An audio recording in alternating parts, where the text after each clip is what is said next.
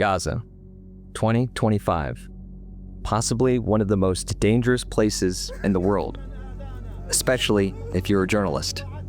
With the borders firmly shut to foreign media, local reporters serve as one of the few ways we can see what is happening on the ground.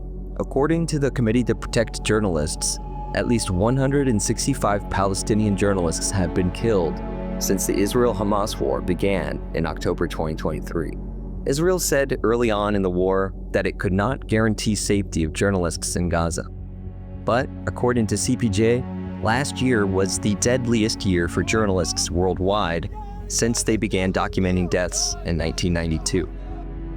As much of the Gaza Strip is now lying in ruins, reporters are working hard to try and capture the scale of destruction. The best view is from above, but sending up a drone in this region is fraught with danger. Shot from above, the dangerous work of drone journalists in Gaza. The full cost of the war still needs to be assessed through on-the-ground visits when a permanent ceasefire is agreed, but the extent of the destruction across the territory can already be seen. Almost 300,000 homes have reportedly been damaged or destroyed. The conflict has resulted in 95% of hospitals becoming non-operational. According to the most recent interim damage assessment by the World Bank, rebuilding will be a mammoth task. Thousands have been left homeless and essential services have been devastated. Satellite imagery, as well as footage and imagery taken by journalists using drones, has been critical in assessing the destruction. Those choosing to cover the conflict by capturing video and images with drones have done so at great personal risk, with some paying the ultimate price.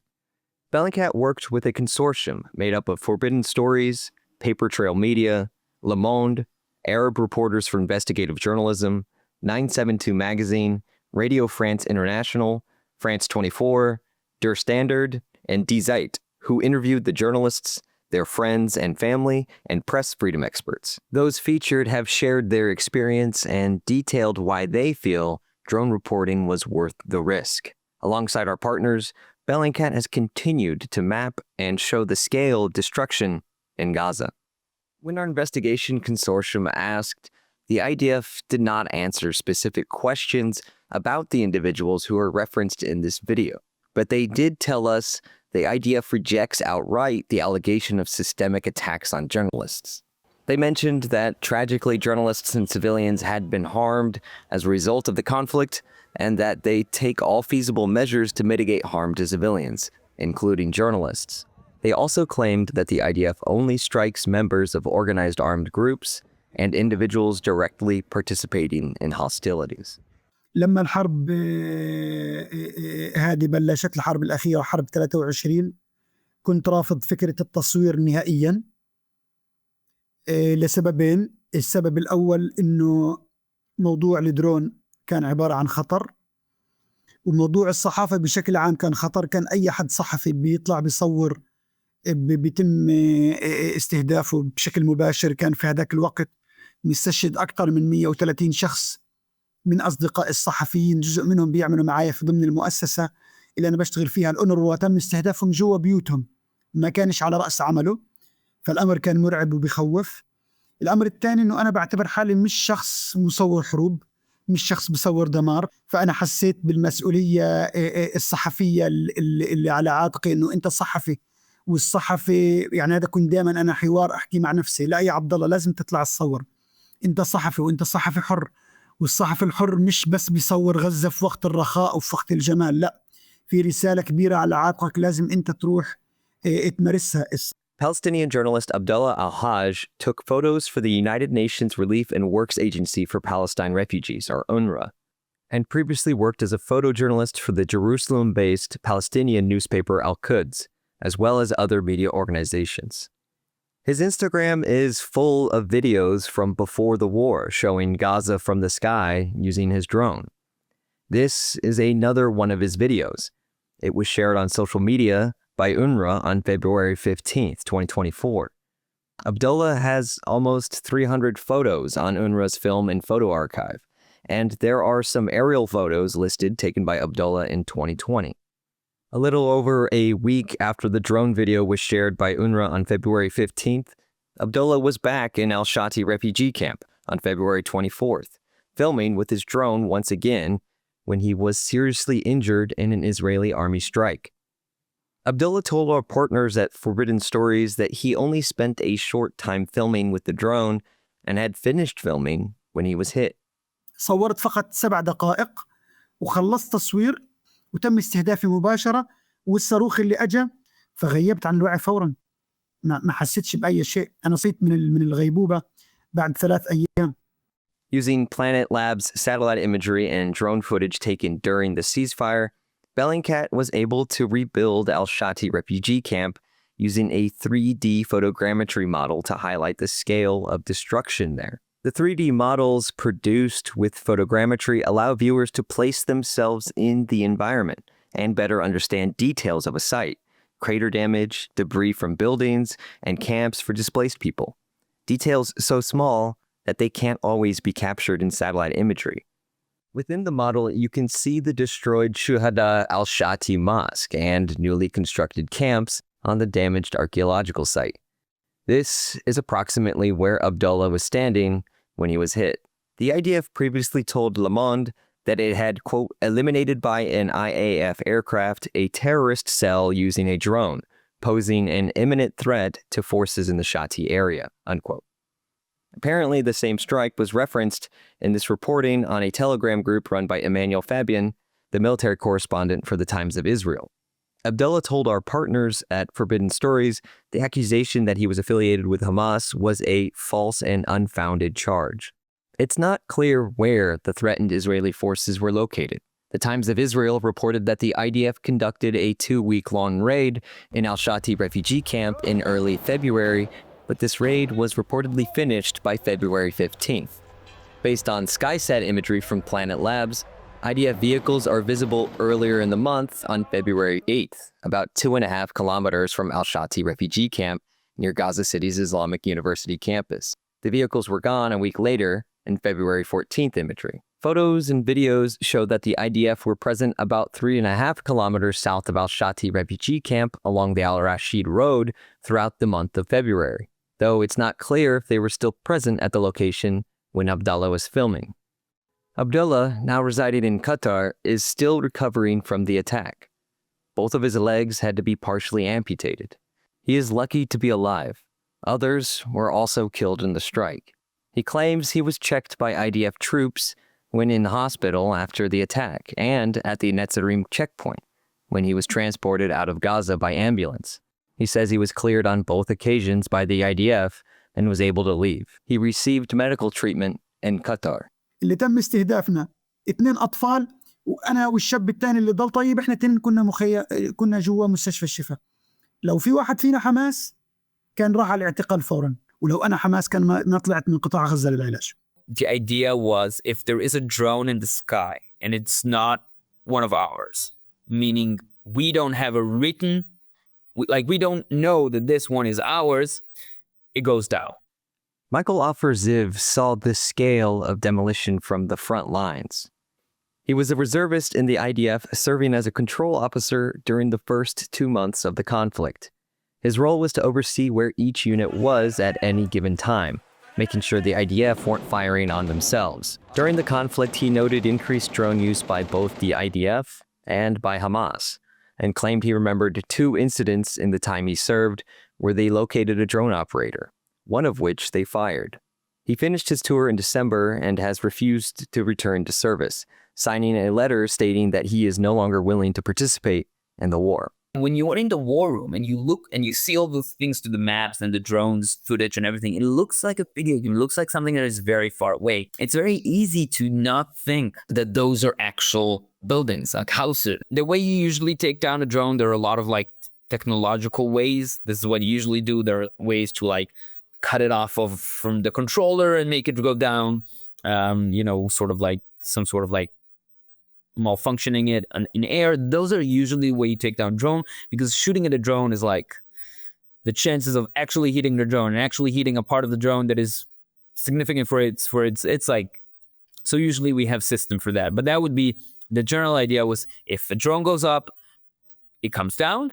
And if you recognize someone who is operating a drone, they are immediately suspicious, right? And as you can hear before, suspicious a lot of time means shoot to kill, right? You don't ask questions. Someone is operating a drone, they're a target. They're a legitimate target. Most of the time, at least where I was, that was the gist. When asked, the IDF did not answer specific questions about the rules of engagement or specific policies on drones. The IDF said that they cannot address operational directives as they are classified, but stated that every strike complies with the rules of law and armed conflict. Reserve Lieutenant Colonel Maurice Hirsch, who served for 19 years in the Israeli Army's legal corps, told our partners at Paper Trail Media there is an inherent risk in flying a drone during a conflict in proximity to fighting forces. He said that if a soldier spotted a drone in a combat zone near fighting forces, quote, I certainly wouldn't assume any wrongdoing if that drone and its operators were targeted. It wouldn't be unreasonable to assume that they were part of an enemy force, unquote. For others, it's not so clear-cut. We spoke to Doja Daoud, who is part of the Middle East and North Africa program at the Committee to Protect Journalists. Mu'taz al-Azaiza, at the beginning of the war, Mu'taz was using a drone, which, according to his testimony, was hijacked by Israeli soldiers and taken away from him. That drone was never retrieved. So there are other ways to deal with a drone, even in conflict areas or in a proximity of Israeli soldiers, without killing a journalist. Journalists shouldn't be killed and should be protected under international law. The deliberate targeting of journalists and civilians constitutes a war crime. Mustafa Thuraya used his drone to capture imagery in Gaza for Al Jazeera, AFP, Reuters, and Getty Images, among others.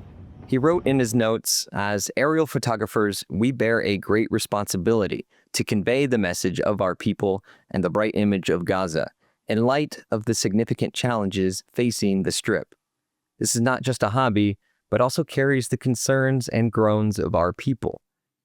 Our message to everyone is that we will always be present on the ground to fulfill our leadership role and achieve our goals. On January 7th, 2024, Mustafa and his colleague Hamza al-Dadou went to capture footage of Nasser village northeast of Rafah for Al Jazeera. That day, Mustafa and Hamza never returned home. According to reporting by the Washington Post, Mustafa and Hamza arrived at the location that they were filming at about 10:30 a.m. when an airstrike forced them to leave the area by car. They were following an ambulance when they were struck by the IDF while on the road at approximately 11:10 a.m. Both were killed. Mustafa's widow told Forbidden Stories that her husband's work was necessary.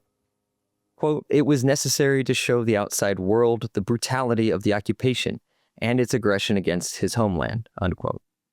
The IDF initially claimed that the January 7th strike on Thuraya and al-Dadou's car was in response to drone activity that posed a threat to IDF troops. The Israeli military later released further reasoning for the strike, stating that Israel's military intelligence department had confirmed that al-Dadou was a member of Palestinian Islamic Jihad and Thuraya was a member of Hamas, something rejected by both Al Jazeera, who they were working for at the time, and the journalists' families.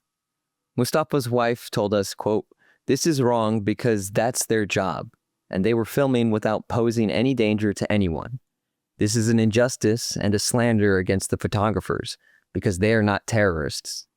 I lost safety and security in this world after him. I lost a comfortable life with his loss. I lost all means of comfort in this world with his loss. I became a body without a soul, unquote. The closest potential IDF activity to where the strike on Mustafa's vehicle took place that Bellingcat could find was more than 5 kilometers away. We identified clearing activity that was visible near a cluster of buildings in Planet Skysat imagery from the day of the strike. An analysis by the Washington Post last year came to a similar conclusion regarding the IDF presence near where Mustafa was filming, finding no evidence of IDF military activity or deployments within a 2-kilometer area of the site that they searched. In many of Mustafa's videos, he can be seen wearing a clearly labeled press vest. It is not known if he was wearing such a vest on the day of the attack. His friend Shadi Al-Tabatibi previously told the Washington Post that Mustafa had worked for around 5 years as a photographer for the Ministry of Religious Endowments, part of Gaza's Hamas-led government, but it's unclear when his employment ended. We think that whoever accuses a journalist of being a terrorist and says that they have evidence should release that evidence and make it clear that what they're saying is true. Otherwise, it is not our job to prove that a journalist was a terrorist. It is our job to defend journalists and advocate for them and their safety, to be able to do their work freely and to deliver life-saving information to the public. The recent 2-month ceasefire allowed Forbidden Stories to organize the operation of drones for filming in the north of Gaza. We are able to use this footage to showcase the scale of destruction in Jabalia refugee camp using a 3D model. This is what the largest refugee camp in the Palestinian territory looked like as of 3 weeks ago. Jabalia was the location of one of the most deadly attacks in Gaza during the war so far, where according to the conflict monitoring website Air Wars, at least 126 civilians, including 68 children, were killed on October 31st, 2023. Despite the perceived safety blanket of the recent ceasefire, 2 IDF airstrikes in the northern Gazan city of Beit Lahia killed at least 7 people on the 15th of March. This included Mahmoud Samir Islim al-Bassous, the drone journalist used earlier in the month by Forbidden Stories for this photogrammetry capture. Al-Bassous was killed while carrying out a project for a UK-Turkey-based charity. The IDF claimed the strikes targeted, quote, terrorists, including 2 operating a drone, and released a list of names and photos. The drone photographer Mahmoud Samir Islim al-Bassous was neither named nor pictured in the list of terrorists. Instead, the IDF listed another individual under a similar name, describing him as a Hamas terrorist operating under journalistic cover, while suggesting a link between the drone used in Beit Lahia and Islamic Jihad. Al-Kahir Foundation, who the group were working with at the time of the strikes, also, quote, utterly refute any claims that their team were connected to militants. They say that the members were deliberately targeted while on a purely humanitarian mission. According to our findings, we geolocated 2 strikes. The first at an IDP camp in northern Beit Lahia, about 2 kilometers from the Israeli border and IDF outpost near it, and a second strike about 3 kilometers away.